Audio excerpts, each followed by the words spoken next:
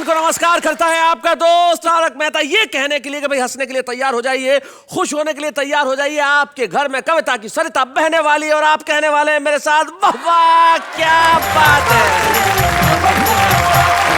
मेरे कपड़ों को देख के आपको लग रहा होगा जैसे मैं ससुराल जा रहा हूं। नहीं नहीं नहीं नहीं नहीं, चिंता मत कीजिए, मैं ऐसी किसी भी जगह जाने की कल्पना नहीं कर सकता जहां जाने की कल्पना मात्र से मेरे रोंगटे खड़े हो जाए। वैसे ससुराल तभी बनता है आदमी का जब एक पत्नी आती है। अब पत्नी जरूरी नहीं है कि खूबसूरत हो, और जब पत्नी खूबसूरत नहीं होती तब एक प्रसिद्ध हास्य कवि हैं श्री मधुप पांडे, उनकी कुछ पंक्तियां मुझे याद आती है। वो कहते हैं कि बदसूरत पत्नी बोली पति से, कितनी बार कहा मुआ पड़ोसी ताक झांक करता है, सुख चैन मेरा हरता है, खिड़की के पर्दे ला दोगे तो भला तुम्हारा क्या जावेगा। पति बोला क्यों कष्ट करूं मैं, एक बार तो उसको अपनी शक्ल दिखा दे, वो बेचारा निपट कवारा खुद ही जाकर पर्दे लाकर खिड़की पे लटका जावेगा। अब अगर किसी की पत्नी साहब ऐसी हो तो रिश्तेदार कैसे होंगे भाई। हम उन रिश्तेदारों की बात नहीं करते, लेकिन मेरी एक ऐसी रिश्तेदार है जो मैं चाहूं ना चाहूं उसे हमेशा मेरे साथ होना। आइए मैं मिलवाता हूं उससे।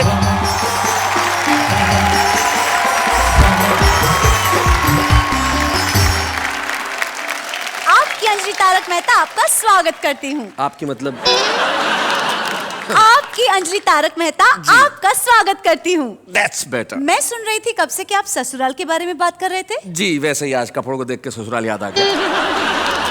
मैं ये पूछना चाहती हूँ कि जेल जाते वक्त लोग ऐसा क्यों बोलते हैं कि ससुराल जा रहे हैं। सिंपल सी बात है, जेल और ससुराल में कोई फर्क होता है क्या। न जेल आदमी अपनी इच्छा से जाता है, न ससुराल आदमी अपनी इच्छा से जाता है। और दोनों ही जगह की कुछ खास समानताएं होती है। जैसे कि जेल में भी वही खाना पड़ता है जो मिलता है, ससुराल में भी वही खाना पड़ता है जो मिलता है। जेल में एक जेलर होता है, ससुराल में एक ससुर होता है। जेल में जाने की तिथि नियत होती है, बाहर आने की कोई गारंटी नहीं। ससुराल से भी वापस निकलने की कोई गारंटी नहीं होती। जेल में भी साले होते हैं, ससुराल में भी साले होते हैं। ये काफी समानताएं हैं, लेकिन ससुराल में कुछ लोग ऐसे होते हैं जिनसे मिलके आपको अच्छा नहीं लगता, लेकिन हमारे साथी कुछ ऐसे हैं जिनसे मिलके न सिर्फ आपको अच्छा लगेगा बल्कि आप प्रसन्न होंगे। और ये कुछ सुनाएंगे ऐसा कि आप हंसते हंसते थक जाएंगे, लेकिन हंसते हंसते भी, खिलखिलाते हुए भी, कह के लगाते हुए भी और ठहाके लगाते हुए भी आप कहेंगे यही, वाह वाह क्या बात है। हमारे साथ हमारे तीन साथी बैठे और तीनों ही अरे मधुप जी, आप मधुप जी माफ करना, मुझे नहीं मालूम था आप आने वाले। मैंने अभी अभी आपकी कविता सुनाई। आप वो तो नहीं सुनाने वाले ना। नहीं नहीं नहीं। हमारे साथ श्री मधुप पांडे हैं जो नागपुर से आए हैं और लगभग 45 सालों से हिंदी कवि सम्मेलन के मंचों पे कविता कर रहे हैं। भाई क्या बात है मधुप पांडे जी। मधुप पांडे जी के बाद तुक तुक बैठे हुए हैं हर जी। आप एक बार ऐसे कीजिए। वाह वाह क्या बात है। ये क्या करवाया।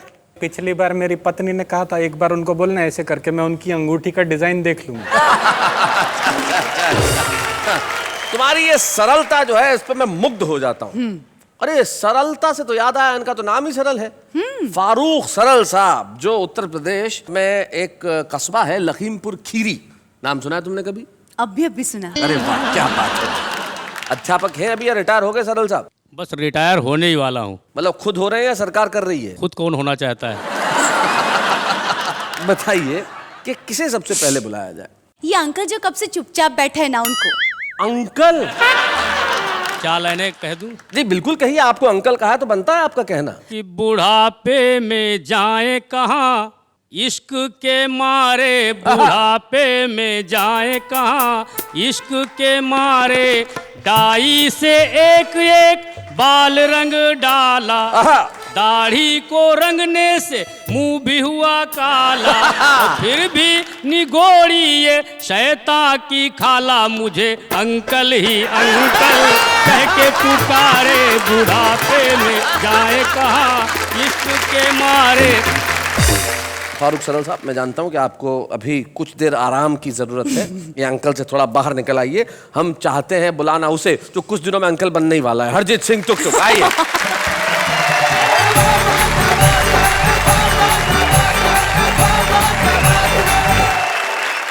मैं एक स्वामी जी के पास गया। अच्छा। मैंने उनसे कहा मेरी एक इच्छा है कि मैं बहुत साल जीऊं, तो वो बोले बेटा शादी कर ली।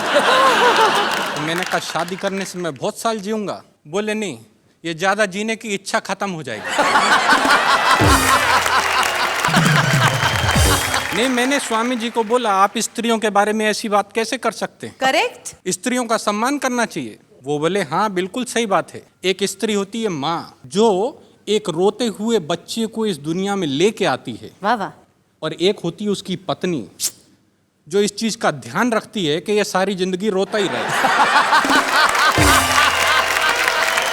तो उसके बाद मैंने शादी कर ली, और शादी करने के बाद मेरे को समझ में आया कि शादी करने से पत्नी के साथ एक परिवार मिलता है, जिसको ससुराल कहते हैं। जी तो मैं आपको एक एक करके करेक्टर के बारे में बताता हूँ। पहले करेक्टर है मेरे ससुर जी। बताइए। मेरे ससुर जी बहुत एहतियात बरतते हैं, सारे काम फूल प्रूफ करते हैं। जब उन्होंने मुझे अपना दामाद बनाया तो सबसे पहले मेरा बीमा कराया। अच्छा। लोगों ने कहा बीमा करा रहे हो, क्या कोई नया रिवाज चला रहे हो? वो बोले नहीं, जब तक चलेगा चलेगा, उसके बाद बीमे का पैसा तो मिलेगा। ससुराल में एक और चीज होती है बड़ी खास, जिसका नाम होता है सास। सास। सो जब मेरी नई नई शादी हुई तो मुझे समझ नहीं आ रहा था कि मेरी सास क्यों एक्स्ट्रा प्यार दिखाती है। अच्छा।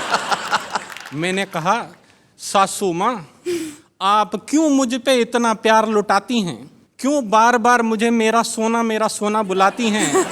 वो बोली तू मेरा सोना है, मलाई का दोना है, बेटा तू मेरी बेटी का नया खिलौना है।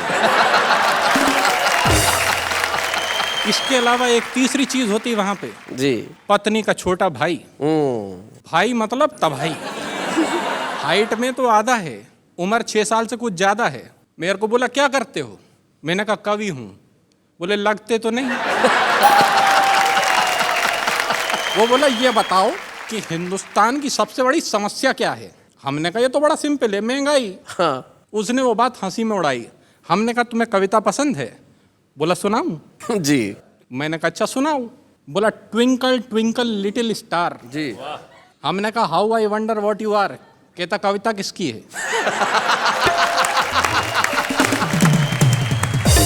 मैंने कहा तेरी है। कहता है तो मेरे हिसाब से सुनो। हाँ। Twinkle twinkle little star, Ram दीन के बच्चे 4, आने वाला है 5वां भाई, और तुम कह रहे हो बढ़ रही है महंगाई। क्या बात है। हमने कहा बहुत अच्छे। कहता तो दूसरी सुनो। बोला Humpty Dumpty sat on a wall. अच्छा। Humpty Dumpty sat on a wall, देख रहा था गोरे गोरे गाल। वोट डालने गया ना भाई, फिर पूछता है देश की ये हालत किसने बनाई? क्या बात है, बहुत अच्छे, बहुत अच्छे। हमने कहा यार सेटायर ज्यादा हो रहा है, कुछ पारिवारिक सुनाओ। सेटायर ज्यादा हो रहा है। तो कहता अच्छा सुनो, जैक एंड जिल का फट गया दिल, आंखों से निकला वाटर, साथ साथ बैठ के सब टीवी देखते, नहीं बिगड़ती डॉटर। क्या बात है, वाह वाह वाह, बहुत अच्छे, बहुत बढ़िया। एक और महत्वपूर्ण अंग होता है ससुराल का पत्नी, जिसके होने की वजह से ससुराल होता है। बिल्कुल सही। तो मैं आपको अपनी पत्नी के बारे में बताता हूँ। मैं अपनी पत्नी से बहुत डरता हूँ, सारे कर्म उसके कहे अनुसार करता हूँ। हाँ। दुनिया इसे अच्छा नहीं मानती है, परंतु क्या करूं मित्रों, मेरी पत्नी जूडो कराटे जानती है।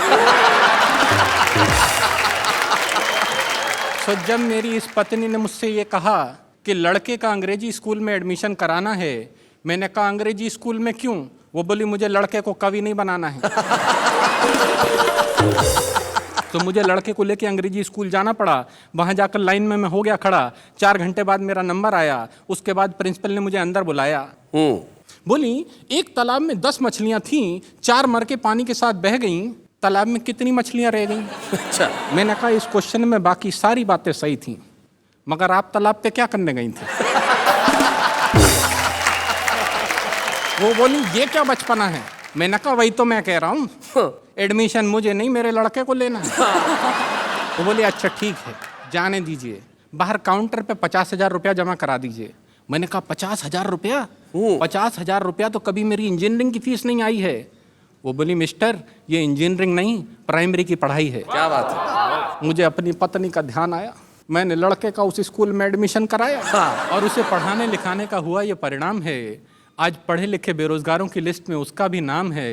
भला हो परिवार नियोजन वालों का, जिनके कारण एक ही लाल है, जिसे पढ़ाने में ये तुक तुक हो गया कंगाल है।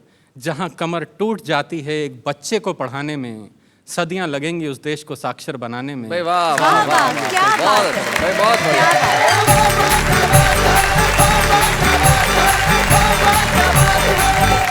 भाई तुक तुक बहुत बढ़िया। आपने ससुराल से निकल के जो आप सीधे स्कूल में घुसे और वहां से भारतीय शिक्षा व्यवस्था पे जो आप व्यंग लेके आए वो कमाल का था। तुक तुक आपकी बातों में सिर्फ तुक नहीं है, अर्थ भी है।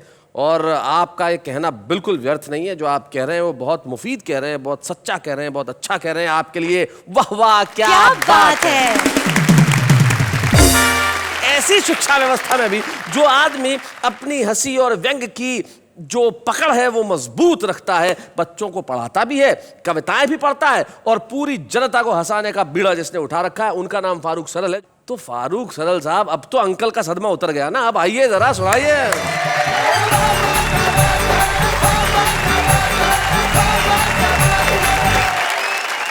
तुक जी ने बताया कि ससुराल तभी जाया जा सकता है जब एक अदद पत्नी हो। पत्नी मिलना बहुत मुश्किल है, लेकिन उसके लिए बहुत सारे तरीके हैं। समाचार पत्र में विज्ञापन दिए जाते हैं, टीवी पर विज्ञापन दिए जाते हैं। जी, मैं भी अपने एक योग्य पुत्र के लिए वैवाहिक विज्ञापन दे रहा हूँ। उसमें पुत्र की योग्यताएं और जी।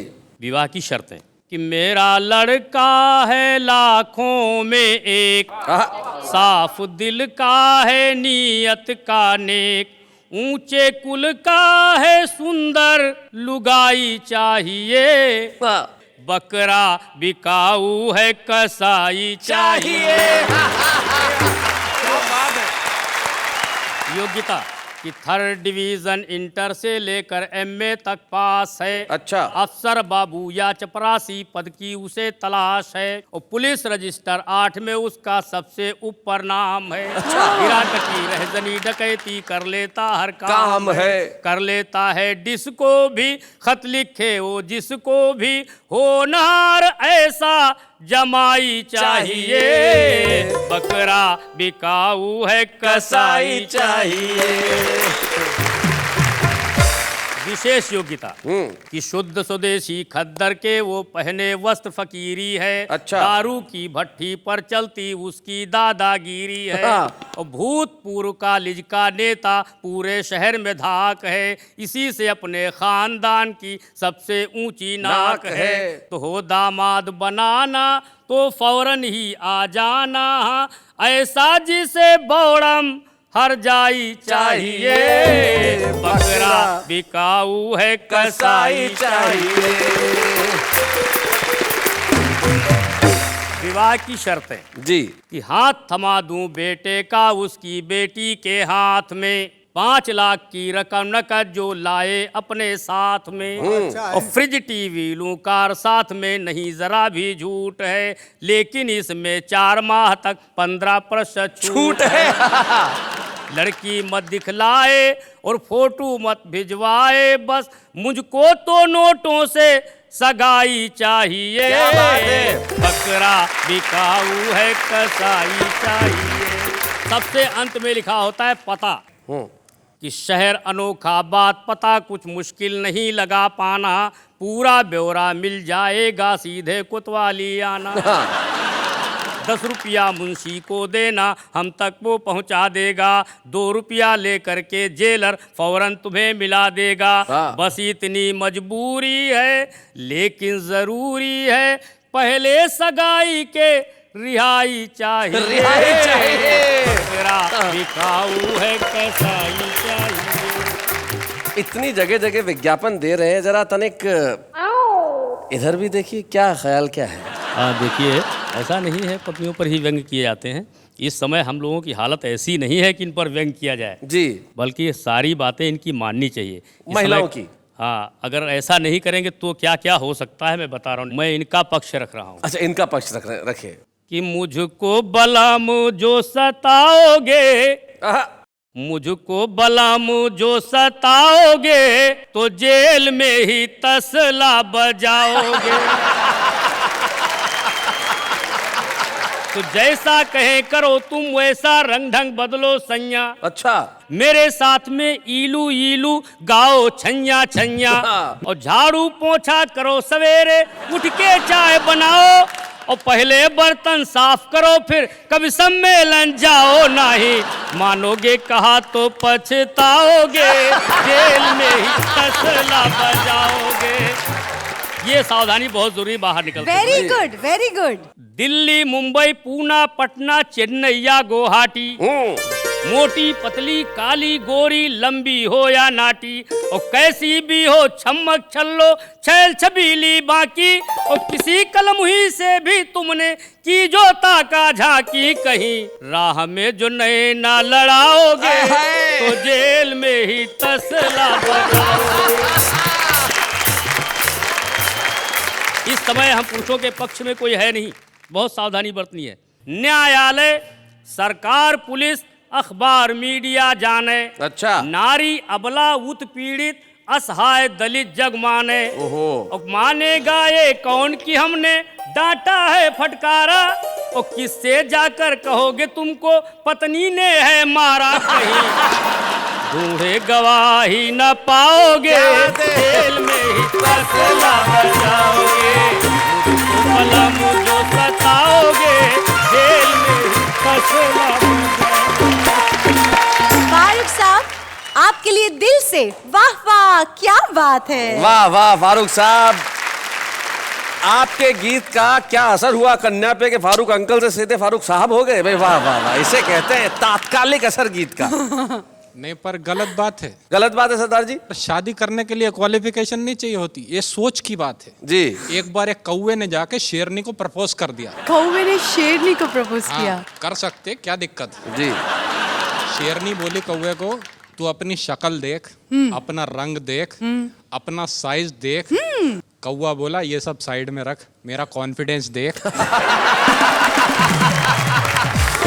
कॉन्फिडेंस किसको कहते हैं? देखो, एक चूहा तेजी से दौड़ा चला जा रहा था तो बंदर ने पूछा कहाँ जा रहे हो, क्यों इतना घबरा रहे हो? तो चूहे ने कहा बताऊं, बहुत बड़ा चक्कर है। शेर की बीवी घर से भाग गई है, शक अपने ऊपर है। मधुप जी निश्चित तौर पे एक ऐसे कवि है जिनकी ताकत उनके श्रोता रहे हैं, और मुझे याद है वो जमाना जब डंका बोला करता था मधुप पांडे। हिंदी कवि सम्मेलन महाराष्ट्र में मतलब मधुप पांडे। आज भी उनकी वही चमक बाकी है, वही दमक बाकी है, आवाज में वही खनक बाकी है, और आपके लिए हमारे पास वही तालियां बाकी है। मधुप पांडे जी आइए।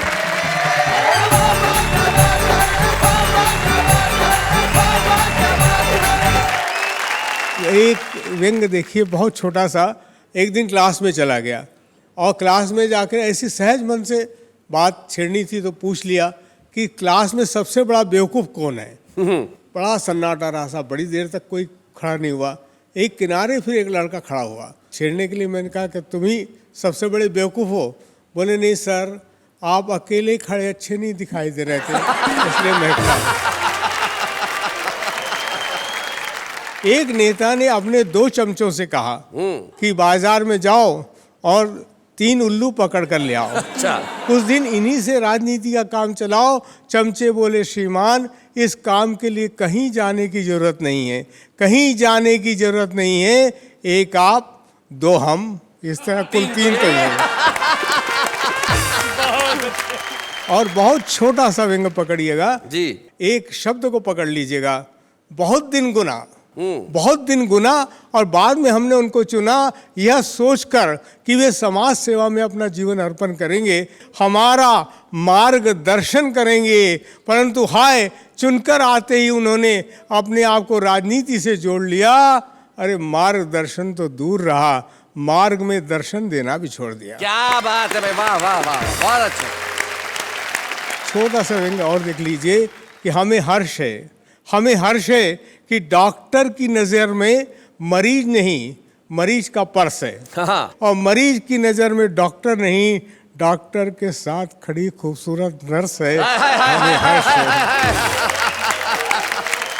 जब ससुराल की बात छेड़ दी इन्होंने तो एक अंश इन्होंने सुना दिया जी। क्या क्या पराक्रम कर सकती है पत्नी जी। विदा समय में माँ की बहुत लाडली बेटी फूट फूट रोती थी ऐसे, मरघट को जाती हो जैसे। अच्छा। तो दुखी बाप ने गले लगाकर कहा उसे बहुत समझाकर, तो बेटी बोली, दुख दर्द सब सह जाऊंगी, पर मेरे बापू ये माँ के बिन ना रह पाऊंगी, माँ के बिन ना रह पाऊंगी। तो बापू बोला, बेटी तू अब जाते जाते इतना सुख मुझको भी दे जा, पति घर अपने साथ साथ ही अपनी इस माँ को भी ले जा। शैलेश जी के विवाह को 20 बरस हो चुके हैं। रोज पिटते हैं, ऊपर से हास्य रस की कविता सुनाते हैं, वाह वाह क्या बात है, ऐसा कोई कार्यक्रम करवाते हैं। अजी ये तो हम हैं, इतनी बड़ी रिस्क उठा रहे हैं, अभी अभी पिट कर आए हैं और फिर पिटने जा रहे हैं। ये शैलेश जी अनुमति दें तो एक कविता सुनाना जी, चाहता एक वो हूं। कविता जो आपकी आतंकवादी वाली कविता है वो जरूर सुनाएं। आतंकवाद पे बहुत बहुत बहुत आपने पढ़ा होगा और पूरा विश्व परेशान है। एक बहुत सामान्य हल जी हंसते हंसते मैंने बता दिया है। 2 छंद हास्य के हैं, एक करुणा का सुनने का प्रयास कीजिएगा। अरे मैंने कहा आतंकवाद, अरे आतंकवाद है तो फिर आतंकवादी से सीधे बात कर लेते हैं। अरे आतंकवादी, तू एक बार, बस एक बार कर ले शादी। तू एक बार अगर शादी के फंदे में झूल जाएगा तो बच्चों ये सारी अपनी अकड़ भूल जाएगा, अपनी अकड़ भूल जाएगा। वैसे भुक्तभोगियों ने विवाह के बाद पत्नी के चेहरे को लेकर जो बात कही है वो बिल्कुल सही है। याद करके ही तबीयत घबराती है। कहा है कि विवाह के पहले वर्ष पत्नी चंद्रमुखी जी, दूसरे वर्ष सूरजमुखी और तीसरे वर्ष ज्वालामुखी नजर आती है। सुन सुनकर सिर चकराता है। विवाह के पहले वर्ष पति प्राणनाथ, दूसरे वर्ष नाथ और तीसरे वर्ष तो अनाथ ही हो जाता है। परंतु यही पत्नी कैसे रूप में उस आतंकवादी को परावर्तित कर सकती अपने मन के तेवर को, ये बात देखिए कैसे मैं उसमें पिरोने का प्रयास किया। और विश्वास मान, जब तेरी पत्नी के पेट में अंकुरित होगा तेरा अंश, तेरा वंश, तेरा बच्चा, तुझे लगेगा बहुत अच्छा। फिर बच्चे के जन्म की खुशी, प्रसव की अनवरत यातना के बाद पत्नी के चेहरे पर उभरी हल्की सी हंसी, ये सब तेरे जीवन के अंग हो जाएंगे। किसी गजल के मिसरे, किसी गीत के छंद हो जाएंगे। क्या बात, किसी गजल के मिसरे, किसी गीत के छंद हो जाएंगे। फिर तेरे कानों में गूंजेंगे तेरे बच्चे के मोहक मधुर बोल, बच्चे का तुतलाना और तुतला कर गाना, खिलौने कुछ छुंदल लाना, भालू अलबंदल लाना, हमसे नहीं बिछुल जाना, पापा जल्दी खिलाना। क्या बात है, वाह वाह वाह वाह वाह वाह वाह, बहुत अच्छे। बता जब तेरे कानों में गूंजेगी तेरे मासूम बच्चे की तुतलाती बोली, तो क्या तेरी बंदूक किसी के सीने में उतार पाएगी गोली? वाह वाह वाह वाह वाह वाह, बहुत अच्छे भाई, बहुत बढ़िया। क्या बात है मधुप जी भाई, वाह आपने कमाल कर दिया। और जिस तरह की कविताएं सुनाई, हास्य से आप जो करुणा पे आए, बड़ा कमाल का था। और आपने ऐसी कुछ बातें सुनाई जो सिर्फ सुनी ही नहीं जाएंगी, सारे मुल्क में याद भी रखी जाएंगी। और ये आपका प्यार है कि आप ऐसी स्थिति में भी यहाँ तक आए। और जब हमारे पास मोहब्बत है तो हम और किसी दूसरी चीज का क्यों करें इंतजाम, हम लेते एक अल्प विराम।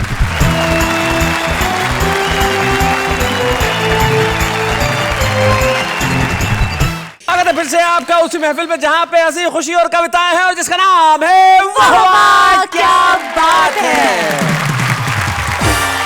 मैं आपसे कुछ पूछना चाहती हूँ। आप इसके सिवाय करती भी क्या हैं? पूछिए पूछिए थैंक जी। यू। मैं ये पूछना चाहती हूँ कि आप विश्व भर में जाके कविताएं पढ़ते हैं, प्रोग्राम्स करते हैं, यहाँ पे हमारे वाह वाह क्या बात है के मंच पे कविताएं सुनते हैं जी, कभी आप कुछ मिस करते हैं? मैं बहुत मिस करता हूं ऐसे कवियों को जिन्हें मैंने बचपन में देखा सुना, और दुर्भाग्यवश वो आज हमारे बीच नहीं है। लेकिन कवि कभी मरता नहीं है, क्योंकि उसकी कविता हमेशा अमर होती है। तो आज मैं खुद को और आप सबको एक ऐसा खास मौका देने जा रहा हूं जिसमें हम एक ऐसे कवि की रचना सुनेंगे जो हिंदी हास्य कविता का सिरमौर था। एक ऐसे कवि जिनका नाम था श्री ओम प्रकाश आदित्य। और आज उनकी विशिष्ट कविता को पढ़ने के लिए हमारे पास एक विशिष्ट अभिनेता उपस्थित है, एक खास मेहमान, लापता गंज के मुकुंद लाल यानी कि दोहिता अश्वगौड़।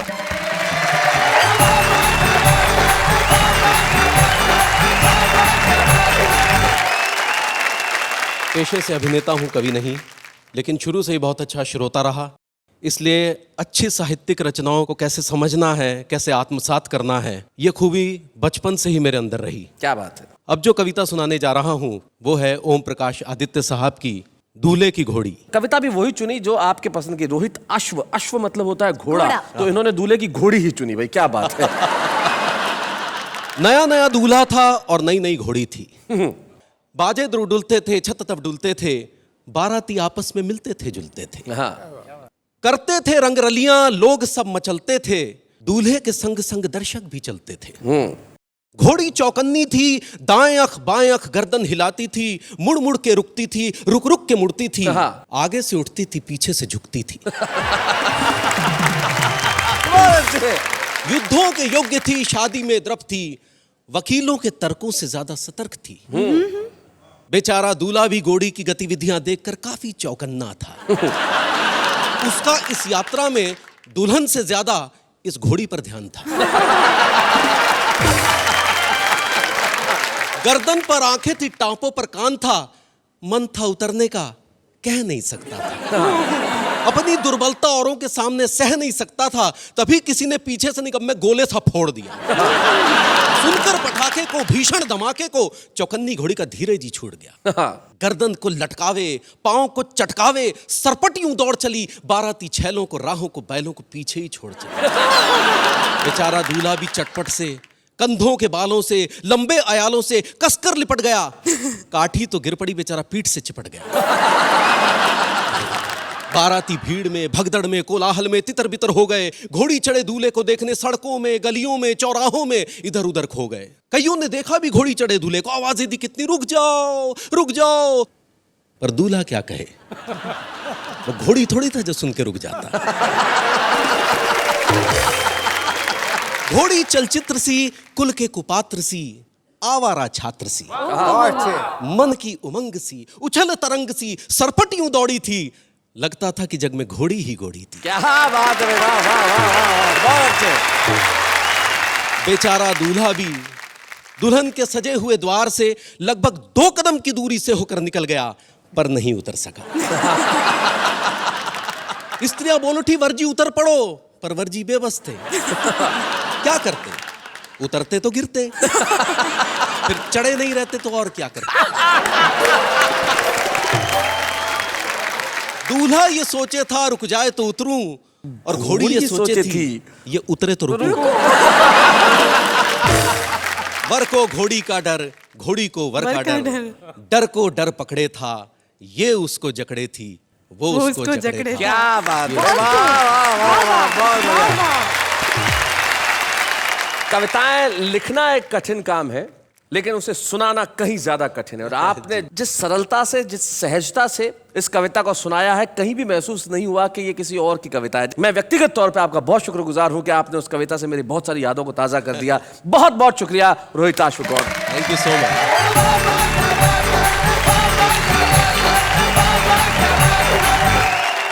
रोहित अश्व जी ने कितनी बेहतरीन तरीके से कविता पढ़ी। बेशक। क्या आज भी ऐसे कविताएं लिखी जाती है? देखिए, कविताएं ऐसी लिखी जाती है नहीं, ये एक बहस का विषय हो सकता है, लेकिन सबसे बड़ी चीज ये है कि कविताएं लिखी जा रही हैं। ऐसे बहुत सारे छुपे रुस्तम हैं जो न जाने कहाँ कहाँ, छोटे छोटे गांवों में, कस्बों में है, लेकिन बहुत अच्छी कविताएं लिख रहे हैं। और आज एक बेहद छोटे से गांव मध्य प्रदेश में बेटमा से हमारे बीच में एक ऐसा कवि आता है जिसमें भरपूर संभावना है। वो आज छुपा रुस्तम जरूर है, लेकिन निश्चित तौर पर कल वो एक बड़ा नाम होगा। संजय खत्री, बेटमा से।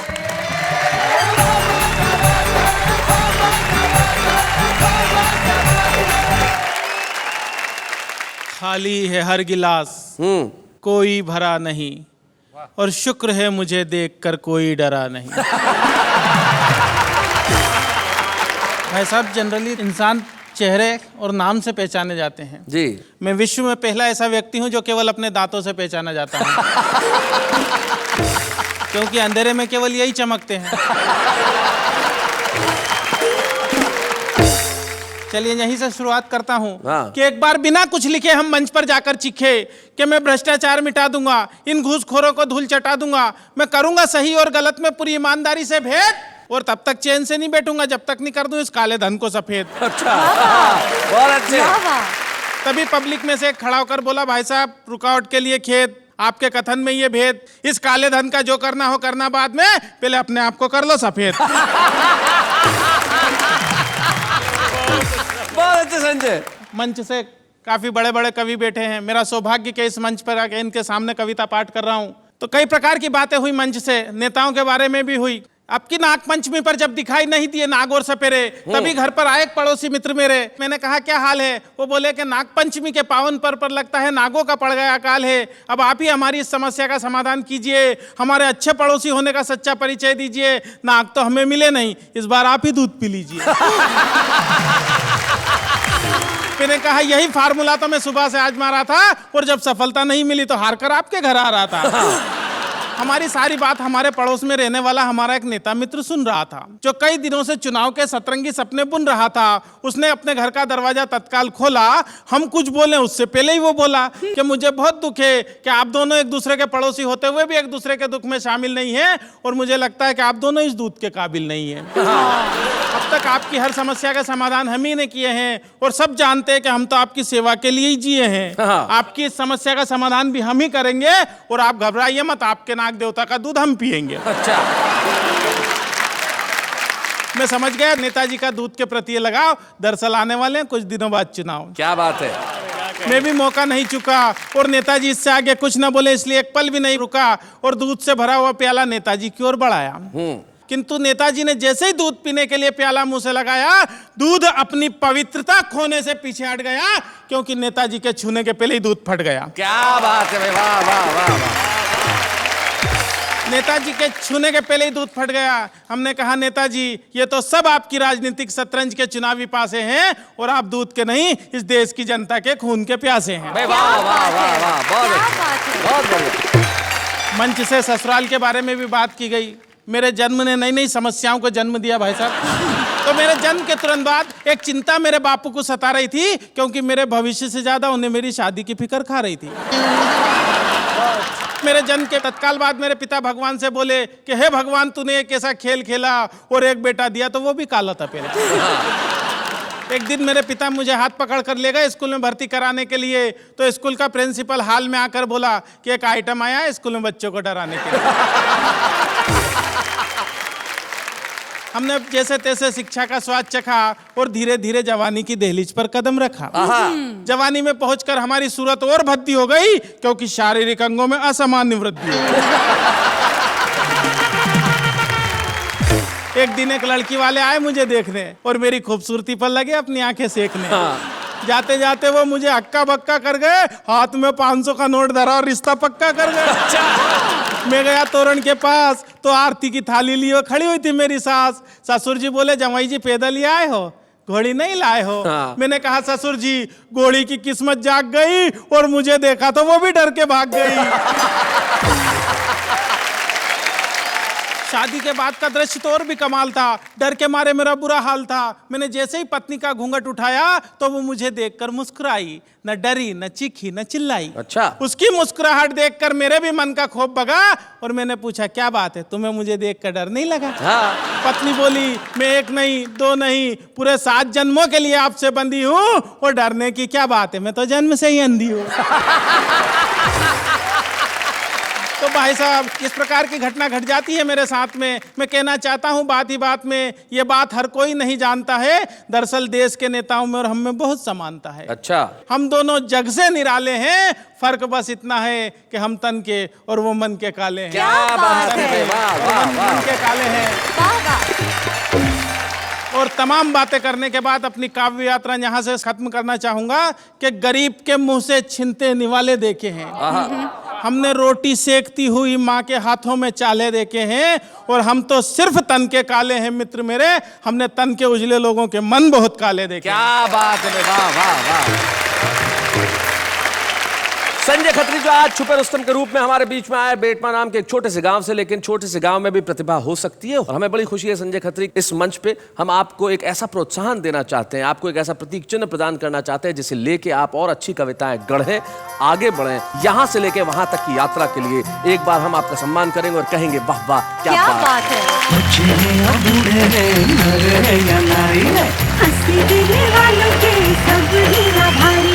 कविता सुनाने वाले अब सबके साथ हैं।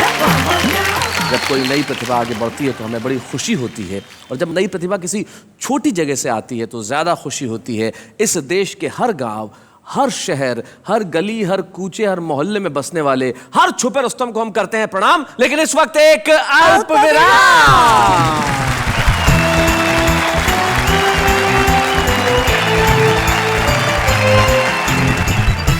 फिर से आपका उसी महफिल में जहां पे हंसी, खुशी और कविताएं हैं, और जिसका नाम है वाह वाह क्या बात है। भाई हमारे सामने जो कवि बैठे हैं, ये कवि तो कमाल के हैं, इनके जीवन में एक और कमाल की बात है। इनके बारे में बताना चाहता हूं कि इन्होंने अपनी शादी में एक भी पैसा दहेज में नहीं लिया था। अरे वाह, ये तो बहुत ही अच्छी बात है यार। सर, मैं आपको प्रणाम करती हूँ, सैल्यूट करती हूँ इस बात के लिए। पूरी बात सुन लो, फिर 2 बार चाहे तो सैल्यूट कर लेना। अच्छा। उन्होंने अपनी शादी के वक्त दहेज इसलिए नहीं लिया था क्योंकि शादी के टाइम कहा था कि मैं एक भी पैसा दहेज नहीं लूंगा, बस सारी जिंदगी मेरी कविताएं सुनते रहना। आज तक इनके ससुराल वाले बहुत पछताते हैं। विद इंटरेस्ट कई बार दहेज ऑफर कर चुके हैं, और ये है कि मानती नहीं। क्या बात है, आप इंप्रेस हुई ना इनसे? यस। भाई इनकी कविताओं से भी इंप्रेस हुई, इनसे भी इंप्रेस हुई, लेकिन अब उनसे इंप्रेस होंगी जो वहां है। हाँ, देखिए जरा। जा रहे मिस कॉल, उन्हें याद दिलाना है लौटते समय सब्जी और राशन लाना। कोई उनको दे दे जरूर ये पैगाम, अब न बढ़ाएं सिलेंडरों के दाम। हम तो रात को जागते हैं, सुबह को सोते हैं, इसलिए हमारे सारे काम उल्टे होते हैं। शेर सुनाने वाले तुझे क्या इनाम दूं, ये शेर सुनाने वाले तुझे क्या इनाम दूं, क्या हाथ में थैंक यू कार्ड और मुंह में बनारसी बांध दूं।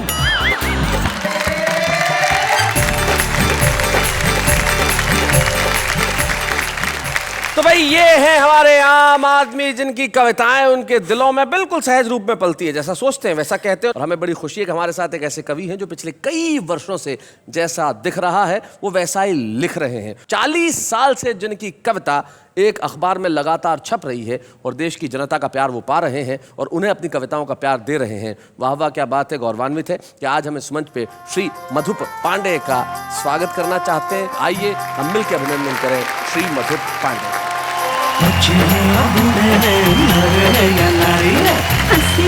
वालों के सब ही आभारी है, कविता सुनाने वाले अब सबके साथ है। बाबा क्या बात है, बाबा क्या बात है। और हर सफल पुरुष के पीछे एक स्त्री का हाथ होता है, इसमें कोई शक नहीं। और मधुप जी के जीवन में भी उनकी पत्नी मधुलिका भाभी उनका हमेशा साथ रहा, सहयोग रहा, और आज भी वो उनके साथ है। मधुलिका भाभी, कितने वर्ष हुए आपके विवाह को? 50 के आसपास हो ही रहे। कोई ऐसा वाकया, कोई ऐसा क्षण जो आपको याद आता हो? जैसे काका हाथरसी पुरस्कार मधुप जी को मिल रहा था जी, तो हमारे उसी दिन समारोह के दिन हमारे शादी को 25 साल हो गए थे। अच्छा, आपकी सिल्वर जुबली थी? जी, सिल्वर जुबली थी जी। तो काका जी ने मुझे आवाज दे के मंच पर बुलाया और कहा कि मधुप जी को ये सम्मान जो मिला है उसके पीछे निश्चित ही हमारी बहू का ही हाथ है, तो मैं चाहूँगा कि सबके सामने मधुप जी इनके चरण छुए और उसके बाद ही ये पुरस्कार ग्रहण करें। अरे फिर क्या हुआ? तो वैसा ही काका जी की आज्ञा का पालन किया मधुप जी ने और झट से हमारे चरण छू लिए। क्या बात कर रही हैं? तो मधुप जी, आपसे एक सवाल करना चाहूंगा, बुरा मत मानना। काका जी तो आपसे बड़े थे, आपने उनकी आज्ञा का पालन किया, छोटों की बात भी मानते हैं क्या? क्योंकि सम्मान तो आज भी हुआ है। क्या क्या बोलते हैं मधुप जी, हो जाए? क्या बोलते हैं? मैं चाहूंगी कि आज मैं इनके चरण क्या भाई, क्या बात है भाई, वाह वाह क्या बात है, क्या भाई, बहुत बढ़िया। अंत है किसी शायर के 2 शेर मुझे याद आते हैं। वो कहते हैं कि कष्टों में मुस्काना सीख, गुस्सा जरा दबाना सीख, तूफानों से क्या डरना, आगे कदम बढ़ाना सीख। तो हम इसी तरह से आगे कदम बढ़ाते रहेंगे। आपको ठीक रात, शनिवार की रात 10 बजे और रविवार की रात को भी 10 बजे ऐसे ही कविताएं सुनाते रहेंगे और कहते रहेंगे वाह वाह क्या बात है।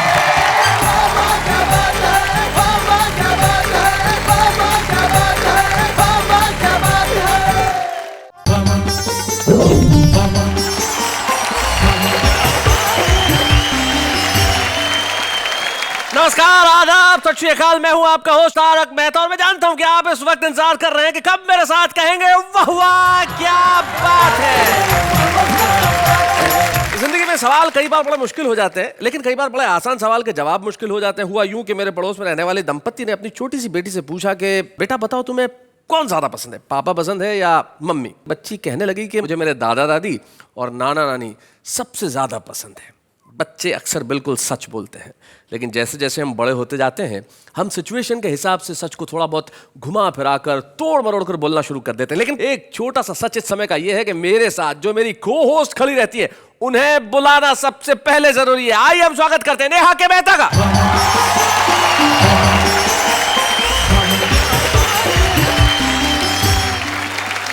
नमस्कार नमस्कार नमस्कार और स्वागत करती हूँ मैं आपकी अंजलि मेहता उस प्रोग्राम में जिसका नाम है वाह वाह क्या बात है।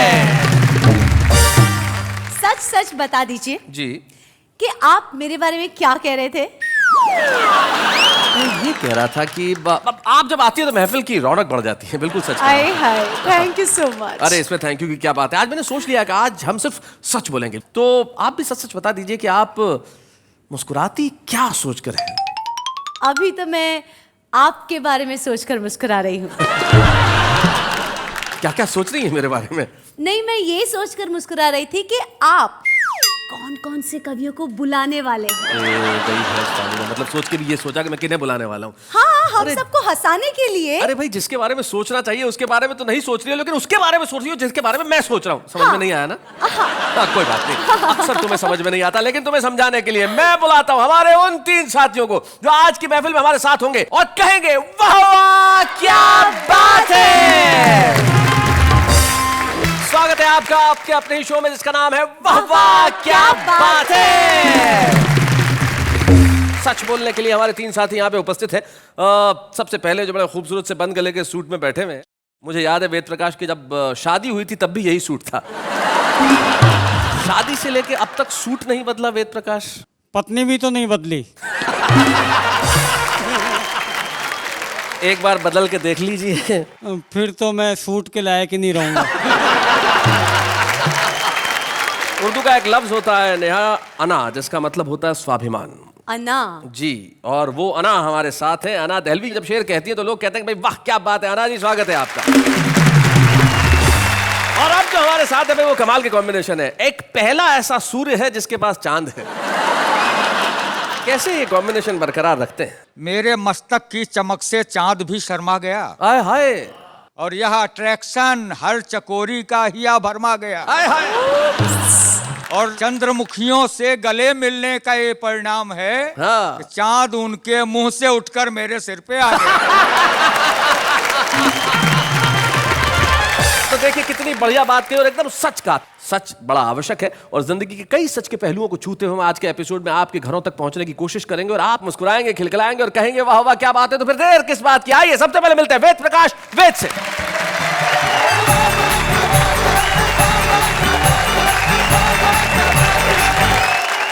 मैं आज वाह वाह क्या बात है कि दर्शकों को एक विशुद्ध खरी कविता सुनाना चाहता हूं। अच्छा। कविता एकदम शुद्ध है। शुद्ध है। कविता का शीर्षक है मिलावट। अच्छा, शुद्ध कविता का शीर्षक मिलावट। भाई क्या बात है, बहुत अच्छे। और मेरा ये दावा है कविता किसी को किसी भी तरह का नुकसान नहीं पहुंचाएगी, क्योंकि ये उनको सिर्फ सुननी है, खानी नहीं है। मैंने इसमें केवल शब्दों का इस्तेमाल किया है, वो भी बिना चुपड़े। जी। मैं बताऊं, मैं तो आ रहा था अभी एक जगह दिल्ली में, मुझे पुलिस कैश पोस्ट पर रोक लिया। Cash post? हाँ, क्योंकि वो चेक नहीं लेते थे। बहुत अच्छे।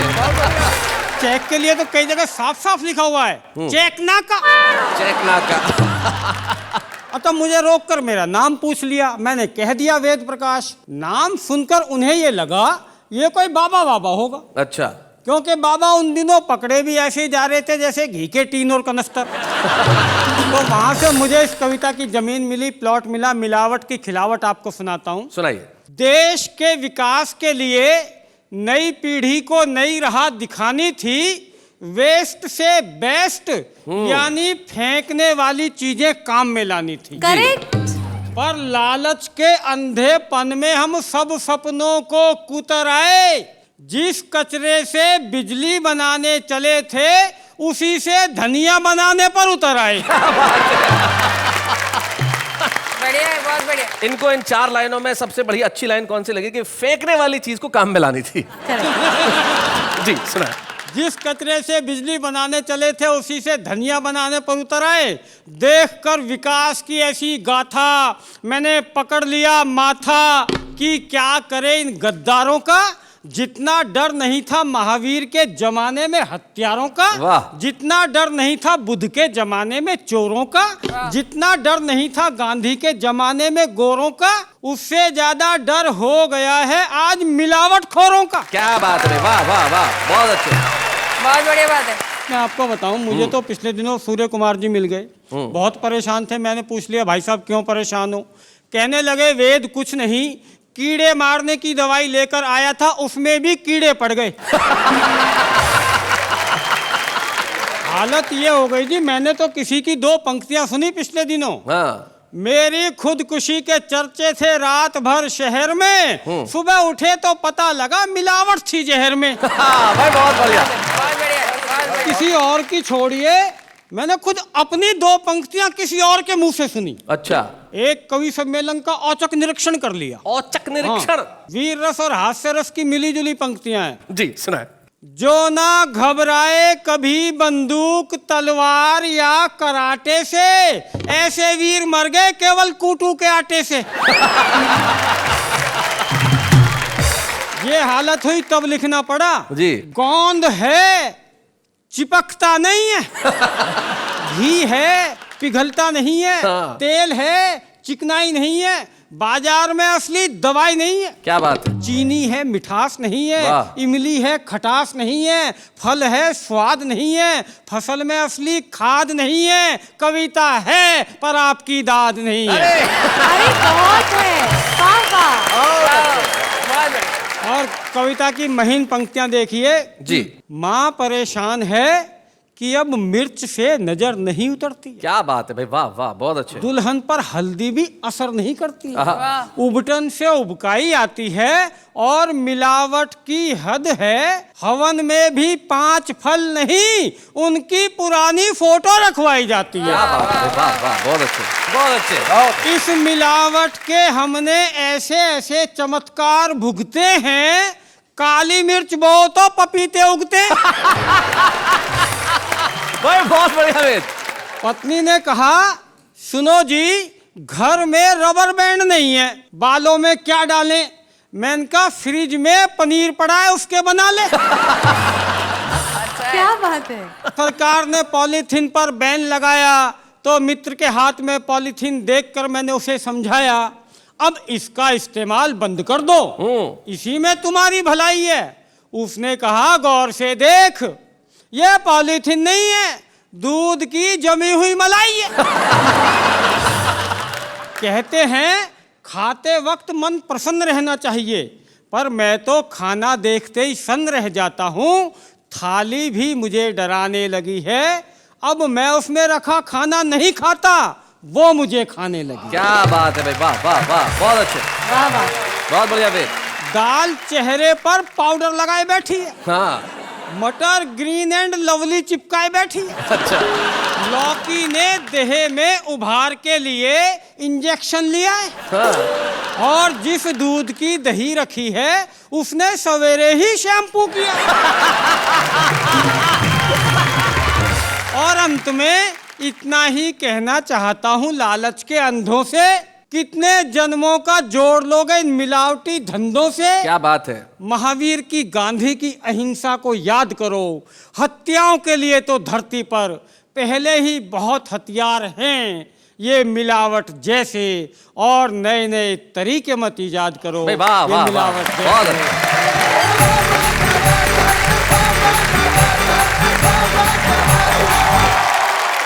किसी एक कवि का एक दोहा मुझे याद आता है, वो कहते हैं कि डॉक्टर को रोगी मिले हर वकील को केस, डॉक्टर को रोगी मिले हर वकील को केस, टीचर को ट्यूशन मिले जाए भाड़ में देश। हाँ? जिस देश में देश की चिंता किसी को नहीं है, वहां आपने जो ये सच बयानी की है, सचमुच आपके लिए एक बार हम कहेंगे वाह वाह, क्या बात है। और आइए अब इस महफिल को आगे बढ़ाते हैं और बुलाते हैं उन्हें जिनके शेर बड़े मशहूर हैं और बड़े खास अंदाज में उन्हें पढ़ती हैं। जब वो पढ़ती हैं तो लोग सिर्फ यही कहते हैं वाह वाह, क्या बात है। आइए अना देहलवी जी।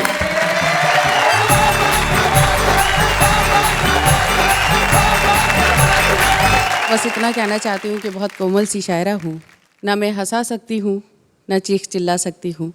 प्यार मोहब्बत की बात करूँगी, आपकी अपनी बात करूँगी।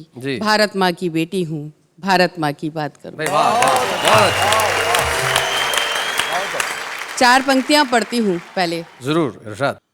फूल के रंग को तितली के हवाले कर दूं, वाह वाह। गालिबो मीर को तुलसी के हवाले कर दूं, आज आपस में मिला दूं मैं सगी बहनों को, यानी उर्दू को मैं हिंदी के हवाले कर दूं। क्या बात है, वाह वाह, मैं बहुत अच्छे। और 4 पंक्तियां पढ़ती हूँ। इस वतन की बेटी को ऐसा लगना चाहिए कि मैंने कुछ कहा है जी। बेवफाई के हर एक दाग को धो जाऊंगी, वाह वाह, और वफादारी का आईना मैं हो जाऊंगी। क्या बात है। ऐ वतन मैं तेरी बेटी हूँ, चहीती बेटी, एक दिन तेरी जमी ओढ़ के सो जाऊंगी। क्या बात है भाई, वाह वाह भाई, बहुत खूब बहुत खूब। बहुत बहुत शुक्रिया, बहुत बहुत मन दिया। और 4 पंक्तियां पढ़ना चाहती हूँ। किरण देना सुमन देना चमन देना न धन देना, वतन वालों मुझे तो सिर्फ इतना सा वचन देना, अना दिल में मेरे कोई तमन्ना है तो इतनी है, अगर मर जाऊं तो मुझको तिरंगे का कफन देना। क्या बात है, वाह वाह वाह वाह भाई, बहुत खूब। आप वतन की जब बात कर रही थी, मुझे संतोष आनंद जी की एक पंक्ति याद आती है। वो कहते हैं कि नज़ारे नज़र से ये कहने लगे कि नयन से बड़ी चीज़ कोई नहीं है, तभी मेरे दिल ने ये आवाज़ दी, वतन से बड़ी चीज़ कोई नहीं। क्या बात है, बहुत शुक्रिया। शैलेश जी, आपको एक बात बताऊं कि एक साहब ने मुझसे पूछा कि अना जी आपकी ज़ात क्या है। मुझे बहुत बुरा लगा क्योंकि मैं हिंदुस्तानी हूँ, इसलिए बहुत ज़्यादा बुरा लगा, और वहाँ से मैंने ये गीत कहा जी।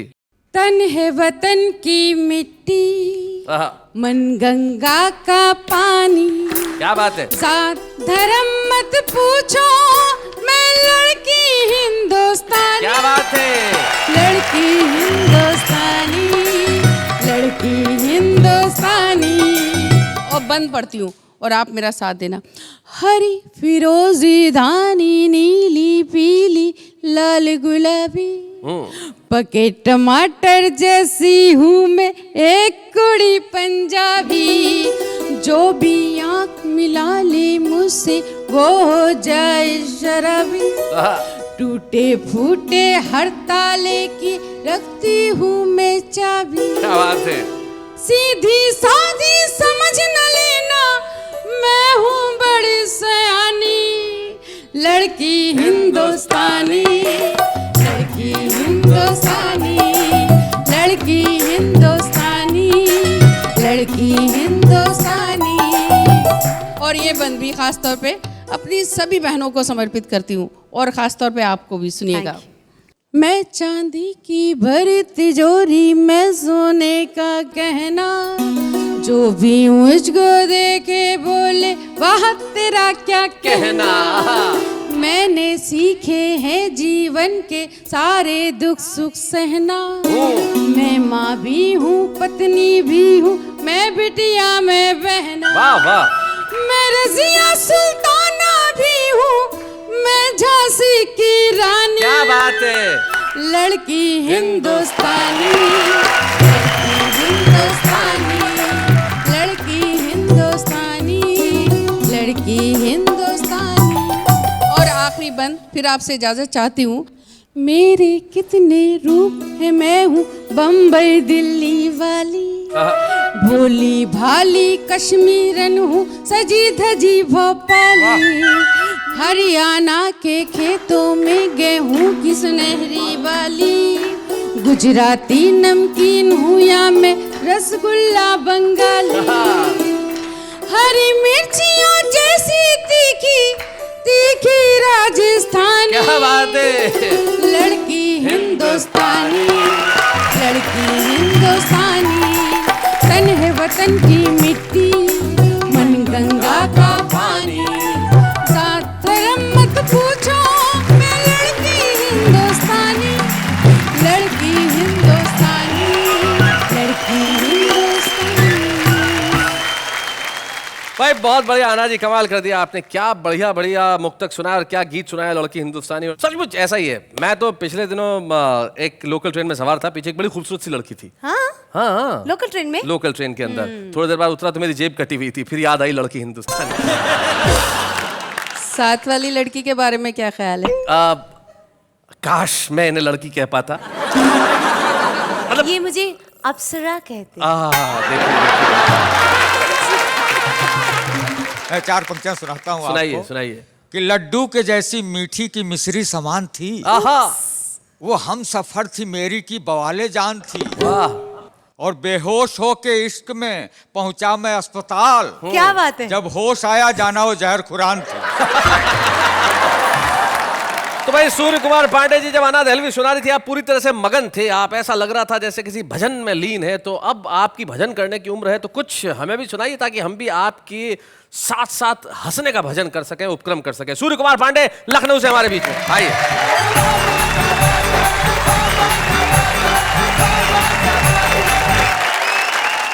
आप मुझे देख रहे हैं और मुझे देखिए, मैं बड़े ही खुले दिमाग का आदमी हूँ जी, लग रहा है। तो आप देख के समझ सकते हैं, इसलिए खुलेपन के दौर की 4 पंक्तियां आपको सुनाता हूं। सुनाइए। इनकमिंग भी फ्री है उनकी, अच्छा, और आउट गोइंग भी है फ्री। और देखकर रोमिंग में उनकी हक्का बक्का रह गया। अच्छा। अरे वो तो मोबाइल सरीखी घूमती हैं रोड पर, और मैं पुराने फोन जैसा घर में रखा रह गया। बहुत अच्छे। खुलापन का दौर है, खुला व्यक्ति हूँ। सुनिए जी जी। कि बदला है अब के बच्चों का कुछ ऐसा रिंगटोन। माँ बाप अब तो रहते हैं वाइब्रेट मोड पर। क्या बात है, वाह वाह वाह। और मजनू तलाश मत कर लैला को तू गली में, वह कब की शिफ्ट कर चुकी है मेन रोड पर। कब की शिफ्ट कर चुकी है मेन रोड पर। बहुत अच्छे। अब लैंगिक समानता का समय है, जेंडर इक्विटी का टाइम है। अच्छा है, तब मैंने थोड़ी गंभीरता से बात कही जी। कि यह है जेंडर इक्विटी। बात समझ में आए, छोरा जाए पार्लर, छोरी जिमकू जाए। सही बात। और सोनी मोनी सब रही अपने केस कटाए, छोरे सब धोनी भये पोनी रहे बढ़ाए। बहुत अच्छा, बहुत बढ़िया। और बहुत वाह वाह कर रहे हैं शैलेश जी ने आज। तो अब ये पंक्तियां सुनिए। SMS का युग आ गया तो एक दोहा सुनाता हूं। कि गोरी के पैगाम का नया नवेला ट्रेंड, SMS हस्बैंड का बॉयफ्रेंड को सेंड। अरे भाई क्या बात है। बहुत अच्छे।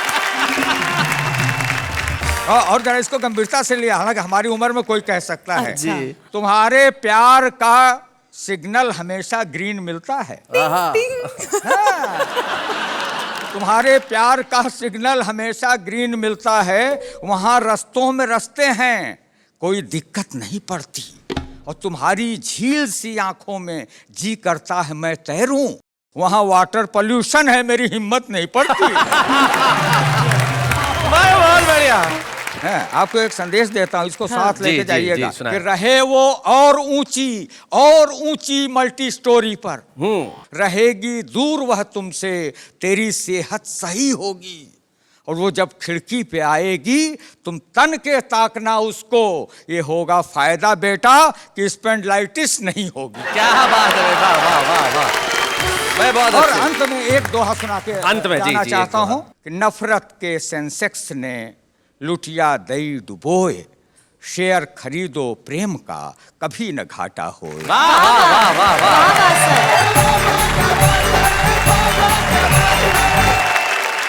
भाई पांडे जी कमाल कर दिया आपने। और आपने जिस ढंग से सुनाया, मैं आप ही की एक पंक्ति आपको समर्पित करना चाहता हूं कि प्रेशर कुकर कितना ही पुराना हो जाए, सीटी मारना नहीं छोड़ता। भाई आपने बता दिया, कमाल कर दिया, बहुत अच्छे।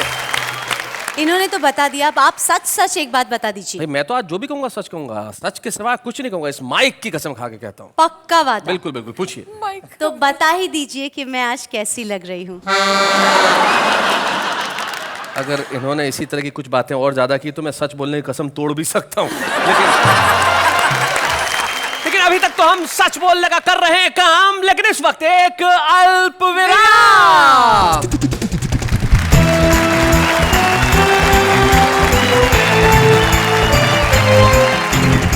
स्वागत है आपका फिर से उसी शो में जहां पे हंसी है, ठहाके है, मुस्कुराहट है और जिसका नाम है वाह वाह क्या बात है।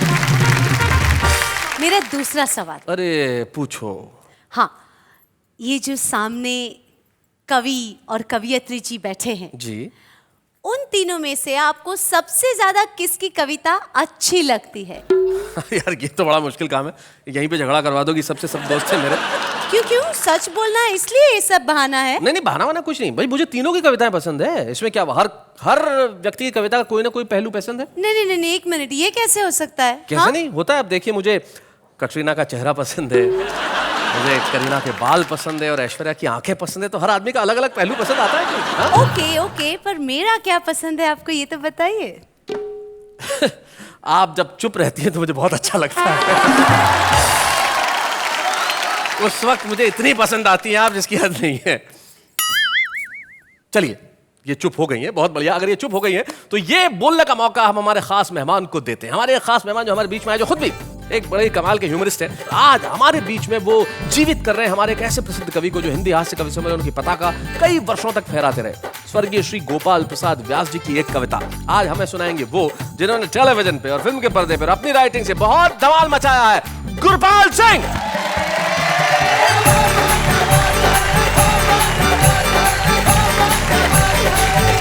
कुछ कविताएं ऐसी होती हैं शैलेश जी जो आप बचपन में सुनते हैं और वो आपके साथ रह जाती हैं, क्योंकि वो आपको बहुत प्रेरित करती हैं और बहुत प्रभावित करती हैं, आपके जीवन का एक मूल मंत्र बन जाती हैं। तो ऐसी एक कविता है गोपाल प्रसाद व्यास जी की, जिसको मैंने अपना लिया है। स्वर्गीय गोपाल प्रसाद व्यास जो हिंदी हास्य के बहुत बड़े नाम थे, बहुत ज्ञानी आदमी थे, मुझे लगता है बहुत आलसी थे। अरे आलस से याद आए, दो लोग थे, गुरु चेला, बहुत ही आलसी, बेहद आलसी, दोनों लेटे हुए थे। बहुत टाइम के बाद गुरु ने चेले को बोला, जरा देखना बारिश आ रही है, खिड़की खुली तो नहीं हुई? तो चेले ने कहा, क्या जरूरत है, खिड़की खुली होगी, पानी आ जाएगा अंदर, यहाँ आएगा पता लग जाएगा, रहने दो। गुरु ने कहा सही बात है। थोड़ी देर के बाद फिर बोला, कहीं वो बिल्ली दूध तो नहीं पी गई, देखना। उसने कहा, गुरुजी क्या है, बिल्ली आएगी, थोड़े बर्तन गिरेंगे, आवाज पता लग जाएगी बिल्ली आई कि नहीं, उठ के जाने की क्या जरूरत है। आधे घंटे बाद फिर वो बोले कि देखा कहीं डाकिया तो नहीं आया?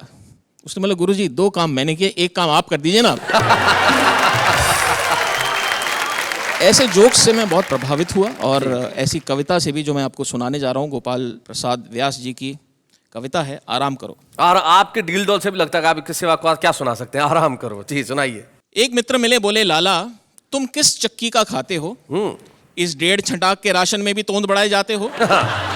क्या रखा है मांस बढ़ाने में? मनहूस अकल से काम करो।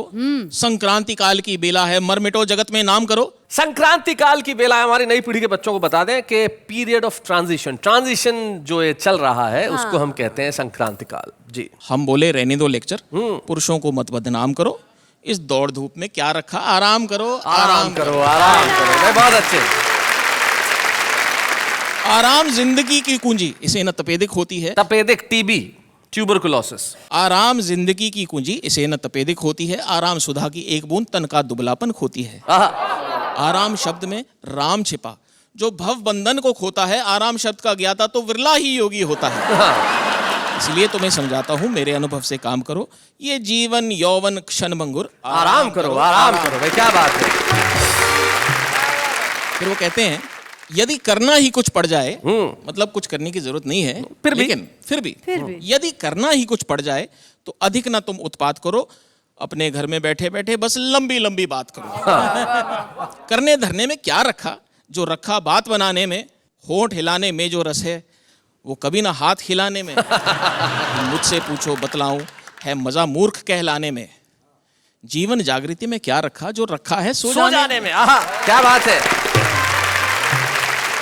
मैं यही सोचकर पास अकल के कम ही जाया करता हूँ, जो बुद्धिमान जन होते हैं उनसे कतराया करता हूँ। दिए जलने से पहले ही मैं घर आ जाया करता हूँ, जो मिलता है खा लेता हूँ, चुपके सो जाया करता हूँ। मेरी गीता में लिखा हुआ सच्चे योगी जो होते हैं वो कम से कम 12 घंटे तो बेफिक्री से सोते हैं। अद्वायन खिंची खाट पे जो पढ़ते ही आनंद आता है वो 7 स्वर्ग उपवर्ग मोक्ष से भी ऊंचा उठ जाता है। क्या बात है। जब सुख की नींद कड़ाह तकिया इस सर के नीचे आता है तो सच कहता हूँ इस सर में इंजन जैसा लग जाता है। मैं मेल ट्रेन हो जाता हूँ, बुद्धि भी फक फक करती है, भावों का रश हो जाता है, कविता सब उमड़ी पड़ती है। मैं औरों की तो नहीं, बात पहले अपनी ही लेता हूँ। मैं पड़ा खाट पर बूटों को ऊँटों की उपमा देता हूँ। वाह वाह वाह वाह। मैं खटरागी हूँ, मुझको तो खटिया पे गीत फूटते हैं, छत की कड़ियां गिनते गिनते छंदों के बंद टूटते हैं। मैं इसलिए तो कहता हूँ मेरे अनुभव से काम करो, ये खाट बिछा लो आंगन में, बैठो लेटो आराम करो, आराम करो, आराम करो। वाह वाह वाह भाई, क्या बात है गुरपाल जी। आपने स्वर्गीय गोपाल प्रसाद व्यास जी की एक अद्भुत कविता हमें सुनाई, आराम करो आराम करो आराम करो। अद्भुत। और अब हम भी चाहते हैं कि आप बहुत थक गए होंगे। मैं बहुत थक गया हूँ शैलेश जी, वहाँ से चल के आया हूँ यहाँ तक, इतनी लंबी कविता सुनाई। अब मुझे आराम करना है, मुझे 12 घंटे पूरे भी करने हैं नींद के। क्या बात है। तो गुरपाल जी मेरे कहने से एक आराम काम करो, आराम करो आराम करो आराम करो। Thank you so much.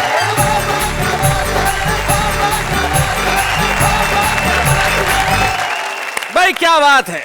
आराम करो आराम करो आराम करो आराम करो। जीवन में इससे बढ़िया कुछ भी नहीं। किसी ने बहुत बढ़िया बात कहा है कि किस किस को पूछिए किस किस को रोइए, आराम बड़ी चीज है, मुंह ढक के सोइए।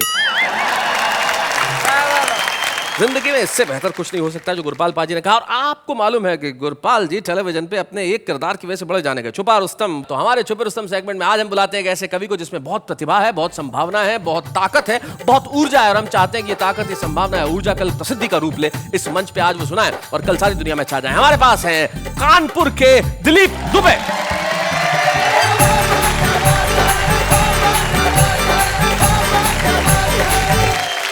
जहां पर हास्य रस की होती बरसात है, कार्यक्रम कोई और नहीं। वाह वाह क्या बात है। बहुत अच्छा।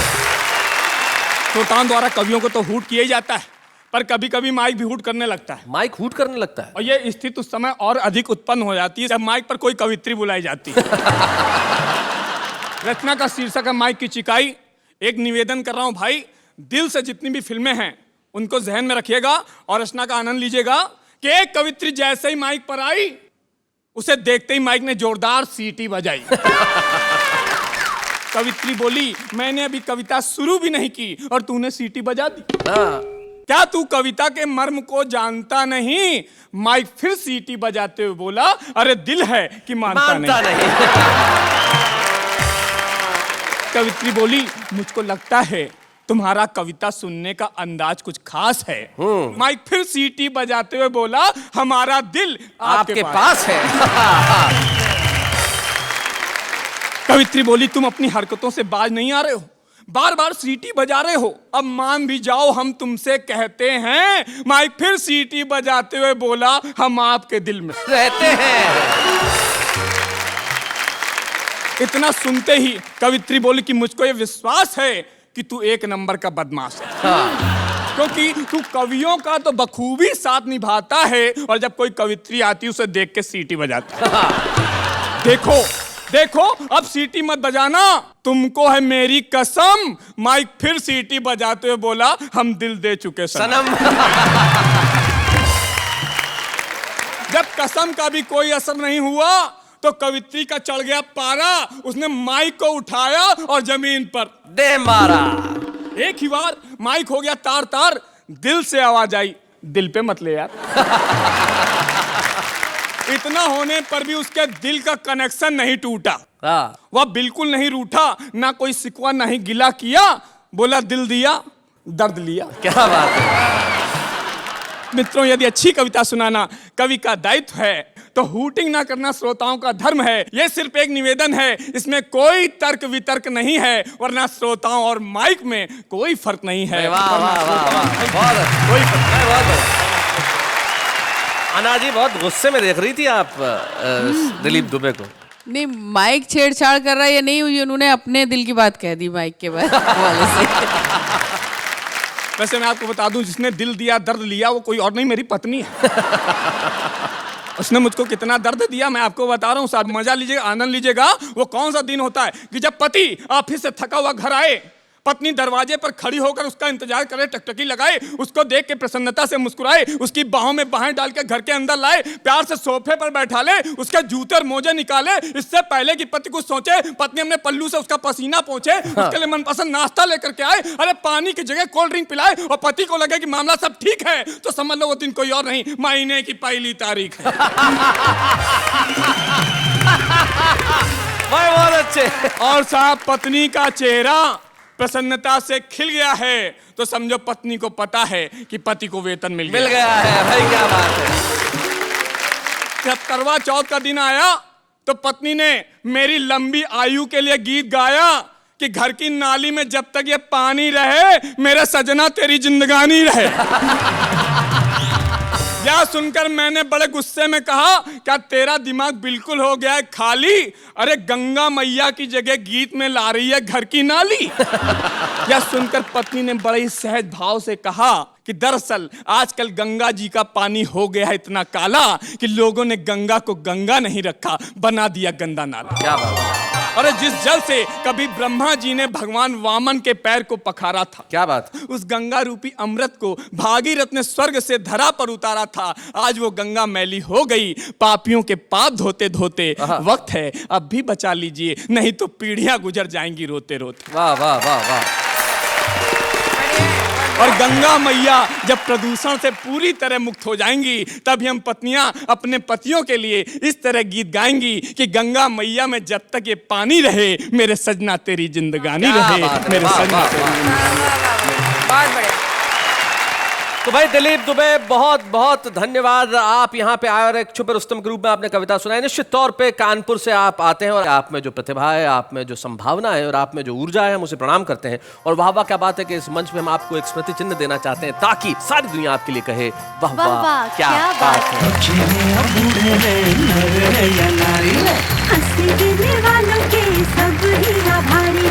कविता सुनाने वाले अब सबके साथ हैं।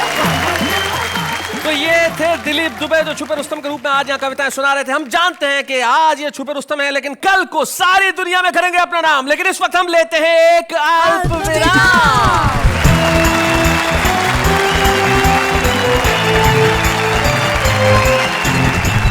जानता हूं सारा देश इस वक्त हमारे साथ कह रहा है वाह वाह क्या बात है।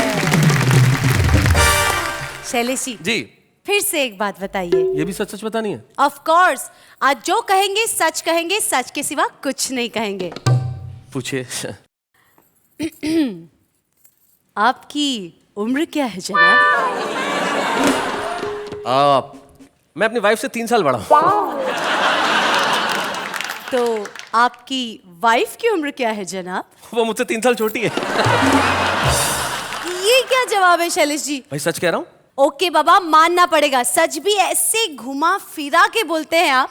देखिए जिंदगी के अंदर घुमा फिरा के बात करने की आदत कवियों के पास होती है, लेकिन कुछ लोग ऐसे होते हैं जो यूं कवि नहीं होते लेकिन बड़ी कमाल की बातें कहते हैं। जैसे हमें अभी अभी पता चला कि हमारे साथ हमारे एक एक्टर मित्र हैं जिनका नाम नितिन देसाई है, जो अभिनय तो बहुत अच्छा करते हैं लेकिन कविताएं भी बहुत अच्छी करते हैं। तो नितिन जी अगर आप यहाँ आए हैं कविताएं सुनने के लिए आए तो क्यों ना हम आपका थोड़ा सा फायदा उठाएं, जरा हम आपके लिए तालियां बजाएं। नितिन देसाई जी आइए जरा।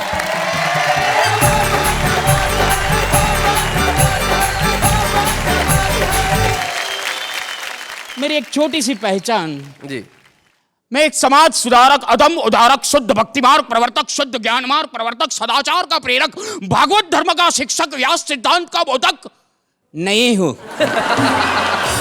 क्योंकि मैं शादीशुदा गुजराती हूँ। मेरी वाइफ इंग्लिश बोलती है मस्त। अच्छा। अभी पड़ोसी के साथ बात कर रही थी मेरी वाइफ ने कहा हूं तो बहुत बिजी, मैं तो बहुत बिजी। तो पड़ोसी ने कहा कि तू बिजी होगी, मैं तो मेरे हस्बैंड की 3G। उसी की प्रेरणा से एक कविता लिखी है। जी जी सुनाए। मेरी पत्नी इंग्लिश बोलती है वेरी बैड, सुन के मेरी दिमागी हालत हो जाती है सैड। सुबह उसने मुझे कहा प्रिय डिनर ले लो। अच्छा। मैंने कहा सुबह का है वक्त, उसे लंच कह दो। उसने कहा पता है मुझे लंच और डिनर का अंतर रात का बचा हुआ है, इसीलिए कहा डिनर। ये तो बोलना पड़ता है, ऐसा कुछ है नहीं। मेरी वाइफ बहुत अच्छी है, सच में बहुत अच्छी है। मैं बाहर गांव गया था, उसने 2 महीना नक्की किया था कि अन्न का दाना नहीं लूंगी, और सच में अन्न का दाना नहीं लिया, 45,000 के फ्रूट खा गई। मगर रीमिक्स का जमाना है, और रीमिक्स के जमाने में अभी एक बच्चा पैदा हुआ, डॉक्टर से कहने लगा मुझे मोबाइल दो, मोबाइल। डॉक्टर ने कहा तू पैदा हुआ मोबाइल का क्या करेगा? बच्चे ने कहा ऊपर मिस कॉल दूंगा, पहुंच गया। मिस कॉल के जमाने में जी रहे। मैं अहमदाबाद में था, 2 स्टेडियम में 2 मैच, एक क्रिकेट और हॉकी, एक ही रेडियो स्टेशन, दोनों कमेंट्री साथ में। दोनों स्टेडियम के बीच से मैं मेरे साथी कमेंटेटर के साथ आपका सबका स्वागत करता हूं। इंग्लैंड के बीच में क्रिकेट का मैच का प्रारंभ होने जा रहा है। नेवर की पहली गेंद ऑफ स्टंप से बाहर थी, एकदम पिछवाटे बल्लेबाज और कट कर दिया, इनको डिप्स करता बाउंड्री के बाद 4 रन के लिए गेंद साइड लाइन से बाहर। 16 गज का हिट मिला पाकिस्तान को। पाकिस्तान के आप पाकिस्तान की तरफ से सईद ने हिट लिया, पास ये जफर को जबर देती है, साथ गेंद को आगे बढ़ते भारत के आप में उनका शानदार प्रवेश, उन्होंने हिट लगाई, समझ कर 6 लगा गेंद साइड लाइन से बाहर। बॉलर तैयार, दाएं हाथ से और विकेट, और ये गेंद पैड से टकराई, अपील हो रही है एलबीडब्ल्यू के लिए, और अंपायर ने कहा पेनल्टी कॉर्नर। इंग्लैंड में एक भाई ने मुझे कहा हमारे यहाँ ईमेल से शादी होती है। मैंने कहा इंडिया में तो अभी फीमेल से ही होती है। सही बात है। वाइफ का फोन आया, निकलो। मेरे बगैर खाना नहीं खाती। हाँ, फ्रूट खा रही होगी, जाके बचाओ थोड़ा बिल। नहीं, मैं घर पे जाऊंगा, मैं खुद खाना पकाऊंगा। Thank you Nitin, thank you so much.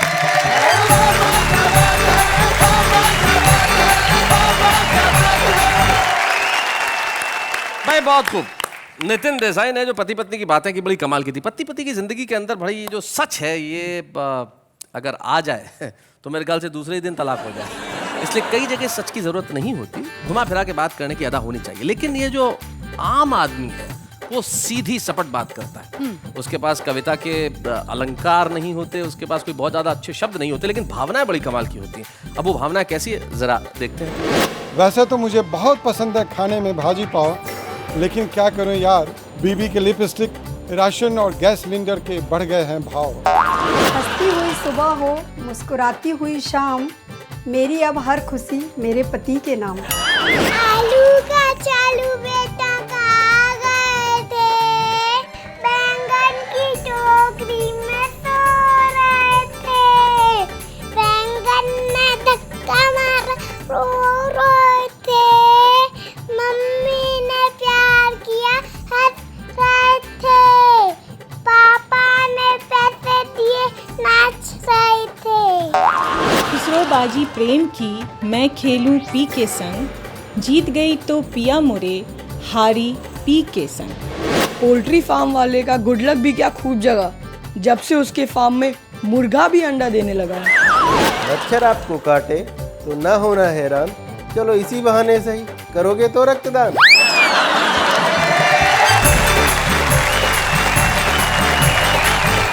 तुम्हें क्या लगता है नेहा कि इनमें से कुछ लोग हैं जो एक दिन प्रसिद्ध होंगे? हाँ हाँ, हो सकते हैं। जी, जब तुम हो सकती हो तो ये क्यों नहीं हो सकते? लेकिन कुछ लोग होते हैं जो बहुत वर्षों से कविता के क्षेत्र में अपना काम कर रहे हैं, बहुत मौलिक रूप से कर रहे हैं। मौलिक मतलब ओरिजिनल। ओरिजिनल। जी, आज हमारे बीच में एक ऐसा कवि है जिसने बहुत बहुत बढ़िया कविताएं लिखी, ढेर सारी कविताएं लिखी। हमारे साथ वेद प्रकाश है। हम चाहते हैं कि आज इस मन से, वाह वाह क्या बात है कि मन से हम वेद प्रकाश को सम्मानित करें।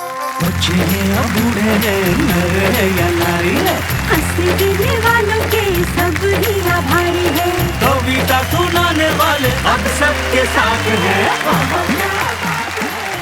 और जैसा कि परंपरा है कि जब हम किसी को सम्मानित करते हैं तो उसका परिवार का कोई सदस्य आया मित्र हमेशा यहाँ उपस्थित रहता है। हमें बड़ी खुशी है कि वेद प्रकाश जी की पत्नी अनीता भाभी आज यहाँ उपस्थित है। हम चाहते हैं कि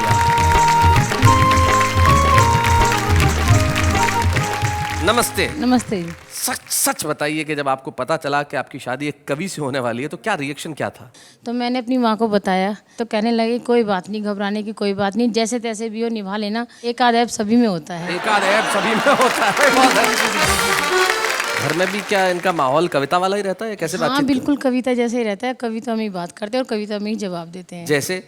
जैसे कि सांस लेने वाले ये जूते चले थे। सांस लेने वाले जूते, बीच में ऐड आता था कि ये जूते सांस लेते हैं। हाँ। तो मैंने इनसे कहा कि मोहित के लिए सांस लेने वाले जूते ला दो, तो ये कहने लगा कि जूते का इस शहर में इतना प्रदूषण है कि सांस लेके ही दिखा दो। हाय हाय हाय हाय, क्या बात है, वाह वाह वाह वाह। लेकिन आपका जो प्यार एक व्याकरण की छोटी सी गलती से जो झलका, उसमें मजा आ गया मुझे। आपने ये नहीं कहा कि ये कहने लगे, आपने कहा ये कहने लगा। तो ये जो प्यार है आपका, ये बताता है कि भाई आपने ऐप बिल्कुल ठीक ढंग से निभाया है। चूंकि सच की बात चली है तो एक कवि की 2 पंक्तियां मुझे याद आती है। वो कहते हैं कि जो सही है वही बात बोलेंगे, पूरी हिम्मत के साथ बोलेंगे। साहिबों हम कलम के बेटे हैं, हम कैसे दिन को रात बोलेंगे। वाह वाह, क्या बात है।